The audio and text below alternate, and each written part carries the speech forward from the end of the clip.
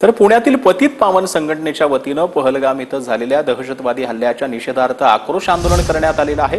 पाकिस्तानी झेंडे जाळत आंदोलनकर्त्यांनी हा निषेध व्यक्त केलेला आहे। दहशतवादी हल्ल्याला जशास तसं उत्तर देण्याची मागणी यावेळेला करण्यात आली।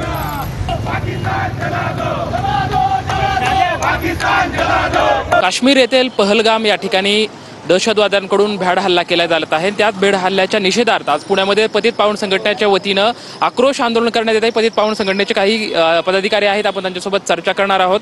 खरं तर खूपच निंदनीय बाब आहे भ्याड हल्ला झाला, याच्यामध्ये दुर्दैवी अनेक लोकांचा यामध्ये मृत्यू झाला आहे। सर्व गोष्टींकडे कसं बघताय?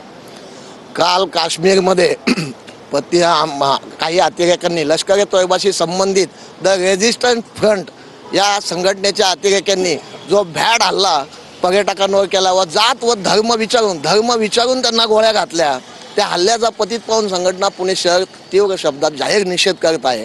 व या हल्ल्याचे निवेदन पंतप्रधान नरेंद्र मोदी व अमित भाई शाह यांना सुद्धा देण्यात येणार आहे। या हल्ल्यास जशास तसं उत्तर देण्यात यावं अशी मागणी संघटनेच्या वतीनं करण्यात आलेली आहे। ह्या ज्या धर्म समभावाच्या ज्या पुंगळ्या आपण जे झापडं आपण लावले डोळ्याला, ती काढली गेली पाहिजेत या घटनेनंतर मला असं वाटतं। आणि जे मृत पावलेले आहेत त्यांच्या प्रति संवेदना आज या ठिकाणी पतित पावनने व्यक्त केलेल्या आहेत। तर या हल्ल्याला जशात तसं उत्तर दिलं पाहिजे अशी प्रतिक्रिया पतित पावन संघटनेच्या या सर्व कार्यकर्त्यांकडून आपल्याला पाहायला मिळत आहे। कॅमेरामॅन सुशांत राऊत सोबत लक्ष्मण जाधव, टीव्ही 9 मराठी, पुणे।